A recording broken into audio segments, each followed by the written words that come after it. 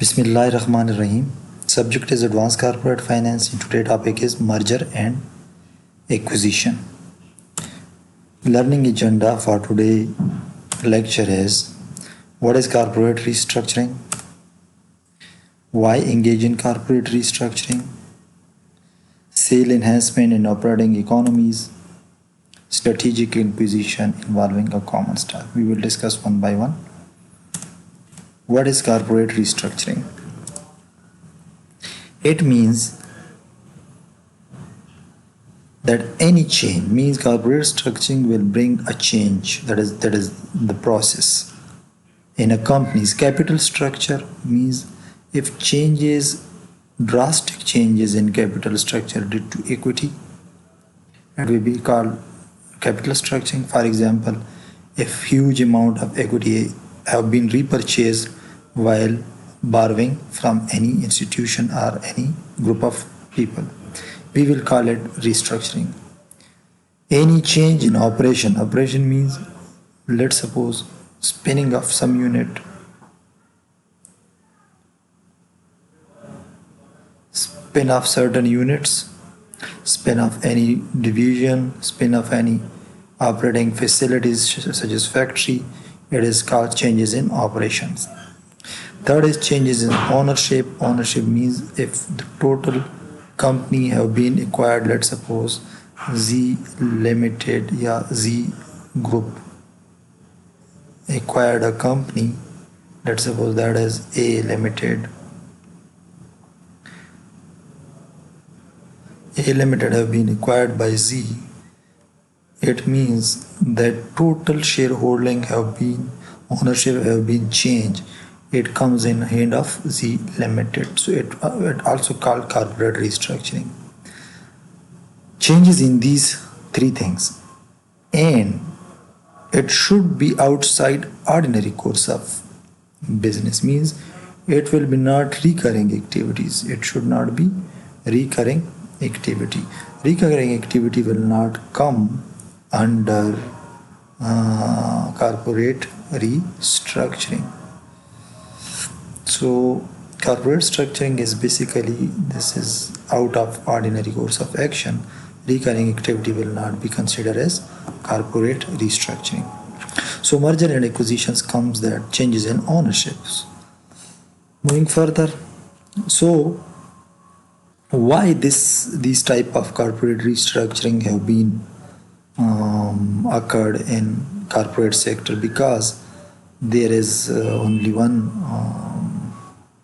objective in finance is to maximize the wealth of shareholder. Maximize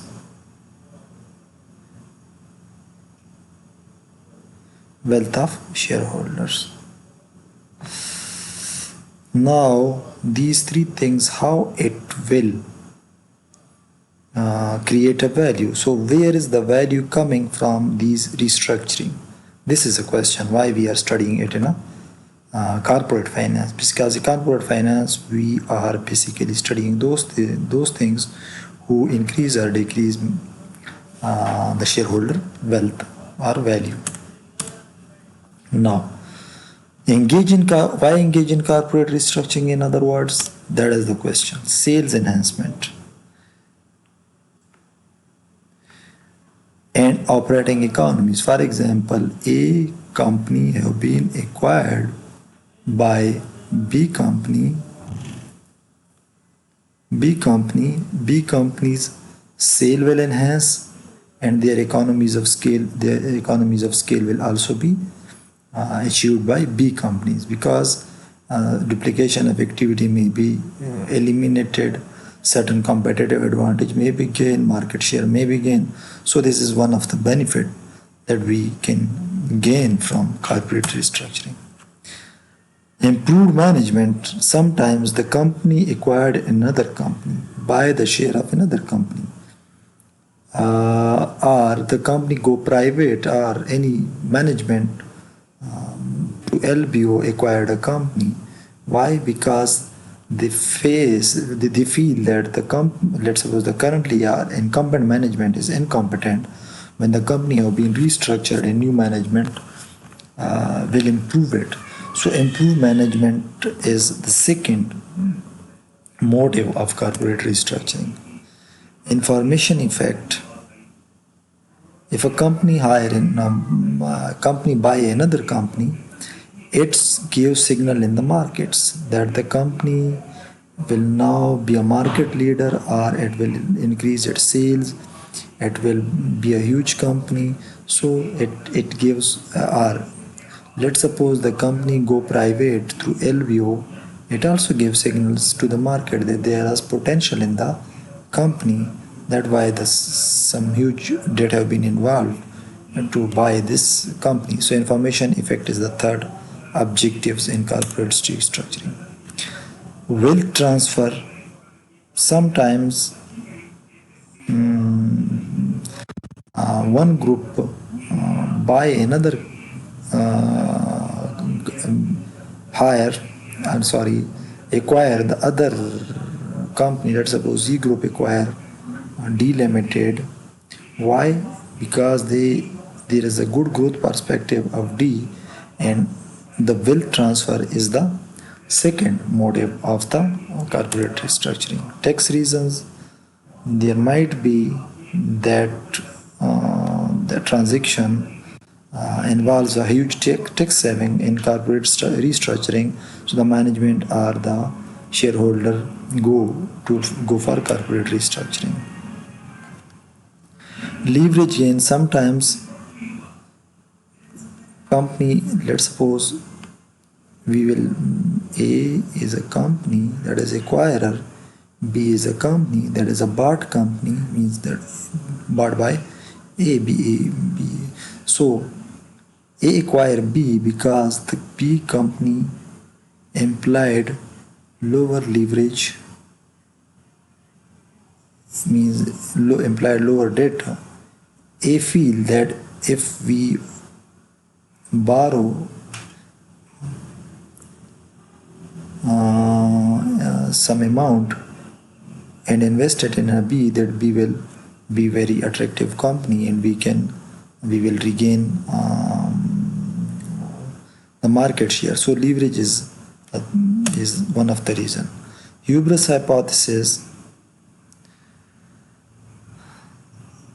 Sometime the management become overconfident.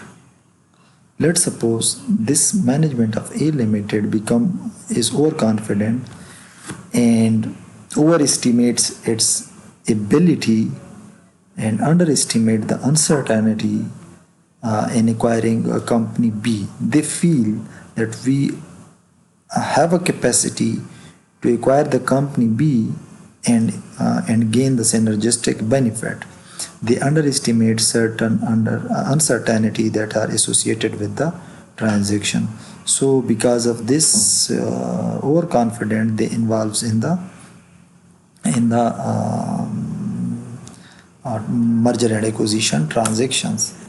Management personal agenda is like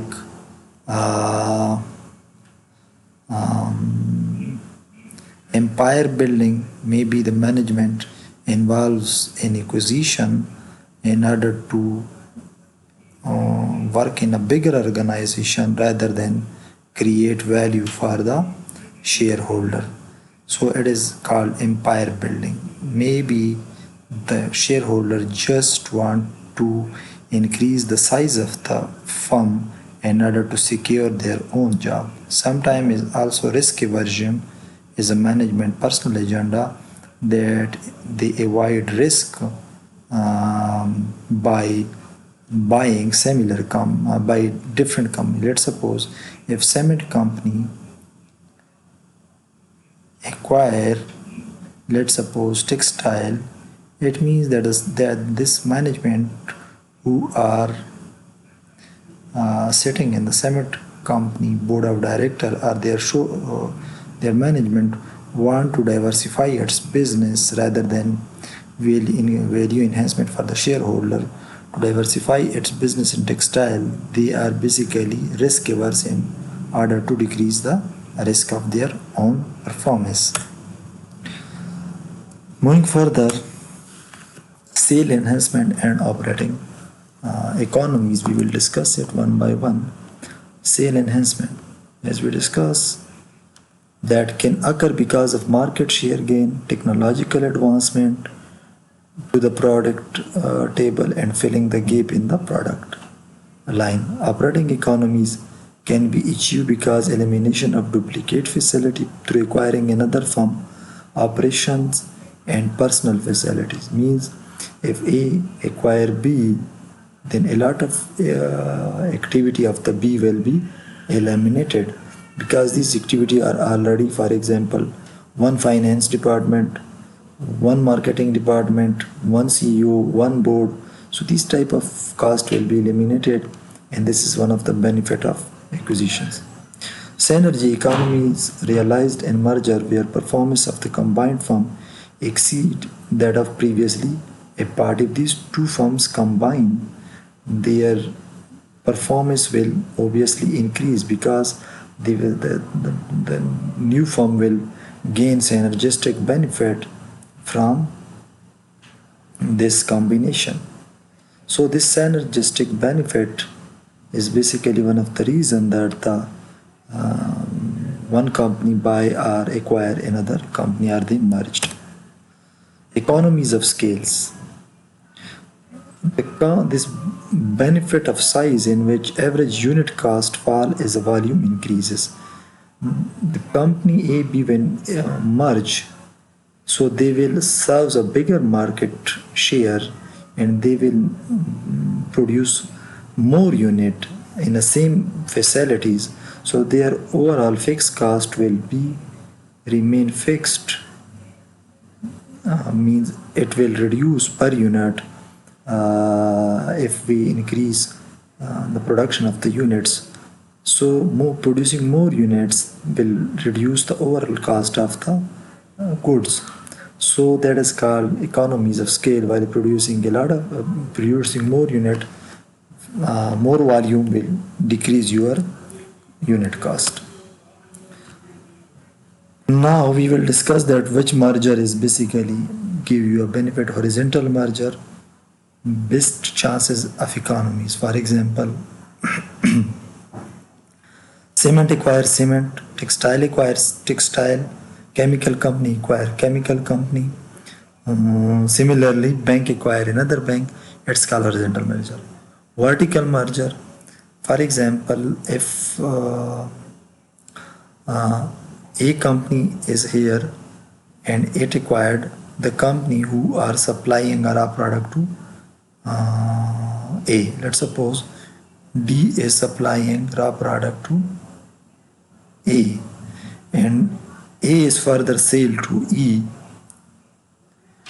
who sell A product in the open market. So if A acquired D, excuse me, or E, it is called vertical merger. In the same supply chain, if the company acquire any another company, it's called, it will also leads to economies of scales.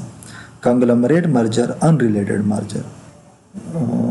Economies of scale is not as much as in horizontal merger, but risk diversified a lot. If cement company textile and cement company acquired bank, similarly in different industry, same company acquired different company in different industries called conglomerate, it will reduce the risk, but economies of scale is rare in such a type of acquisition. So risk will be decreased.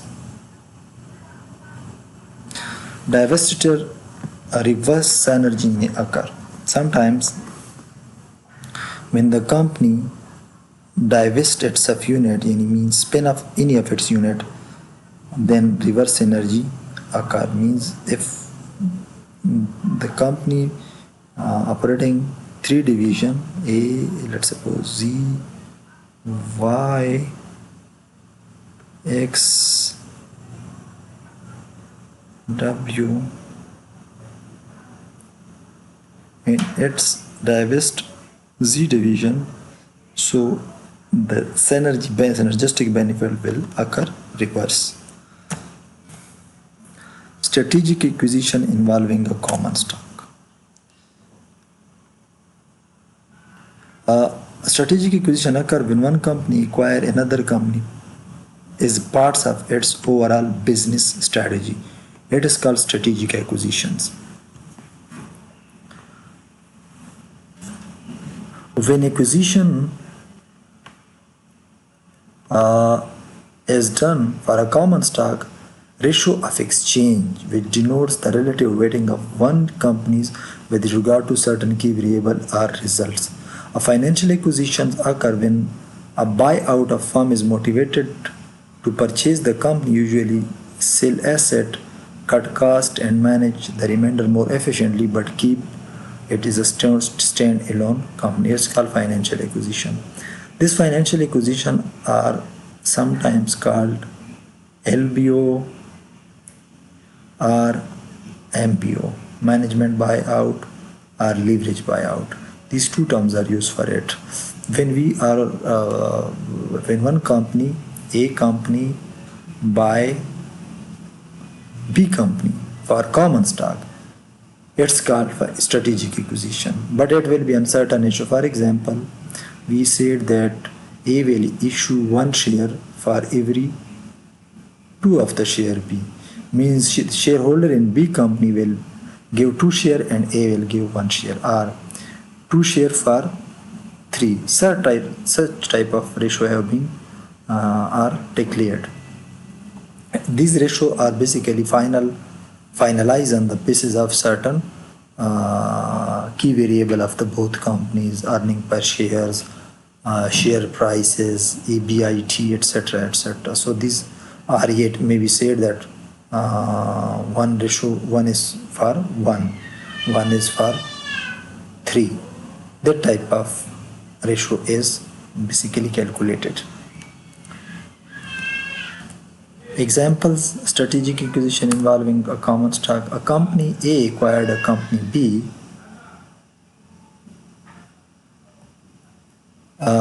B with share of common stock, means that is strategic acquisition, not financial acquisition. We will discuss financial acquisition at the last lecture on the merger and acquisitions.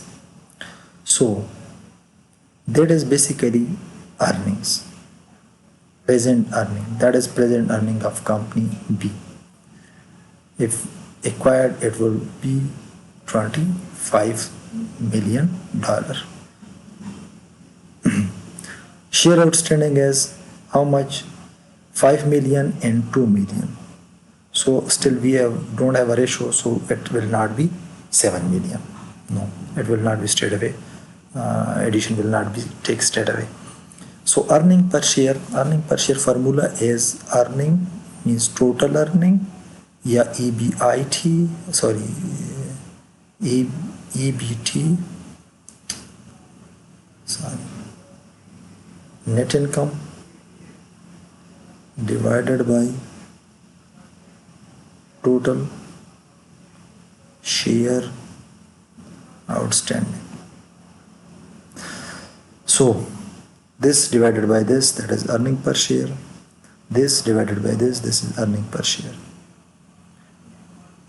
Price per share is 64 and 30. Price earning ratio is 16 and 12. Mean market price divided by earning per share. This divided by this. This divided by this. Now, what is the ratio? Company B has agreed. B has agreed an offer of 35. Why 35? Let's suppose its share prices in open market is 30 and offer is 35. So it is a bit higher than the market. So their shareholder agree to the offer and want to sell their share. Now total earning is 25 million as I calculated in the last one. Share outstanding of the B surviving company, we are not talking about surviving company, total earning is that much. Why this share? Now we will calculate like this. 35 divided by how much? 64 is the price of the A company. 35 is offer. So we get a fraction 0.5486. So that fraction, so means one share of A will be like this. Sorry, 0.5 share, 0.548 share, 68 share of A, while one share of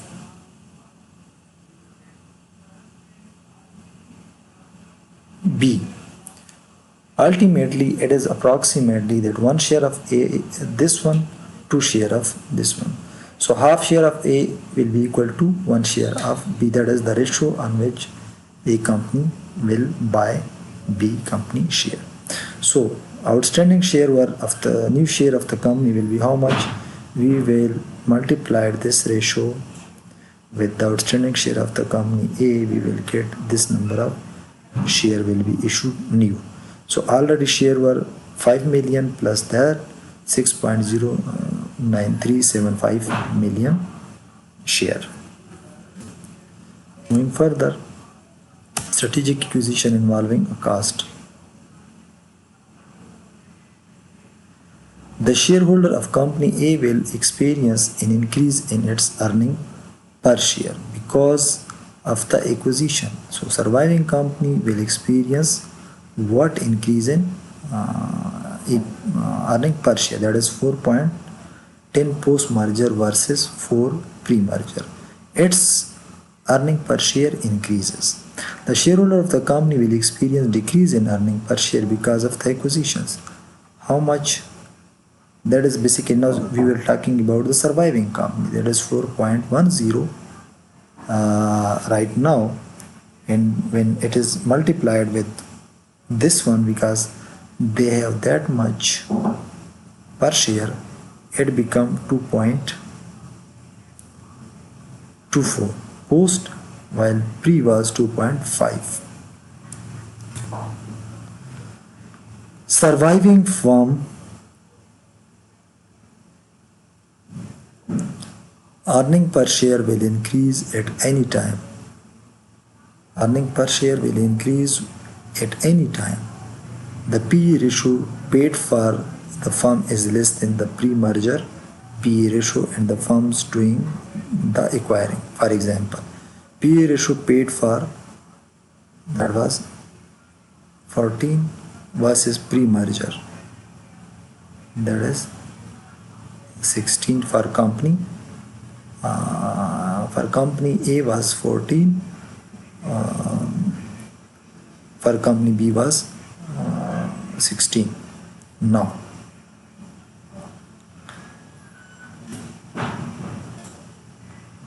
strategic acquisition. If the company agree on $45 per share, what will happen? So that is total earning per share. How much new shares? We will calculate is 45 divided by 64. We will get a ratio. A ratio is basically 0.703,125. So how much new share will be issued? That much new share will be issued. When it is added with the 5 million share, we will get 6.406250 million shares. This is a new outstanding share because the company will issue that much share in order to acquire company B. Now we will discuss its earning per share and further. The shareholder of the company A will experience decrease in earning per share now. Why? Because it pay a high price. Like for example 3.90 post and 4.400 pre-merger EPS. The shareholder of the company B will experience an increase in earning per share, because this multiplied by this 2.88 instead of 2.5. The surviving company earning per share will decrease anytime the PE ratio paid for a firm is greater than the pre-merger ratio of the firm doing the acquiring. How much it was? It is now 18 for company A while 16 for company B. 45 divided by 2, now 18, while for the company A is 16. So their acquiring PE ratio is greater than that of previous before acquisition. Thank you.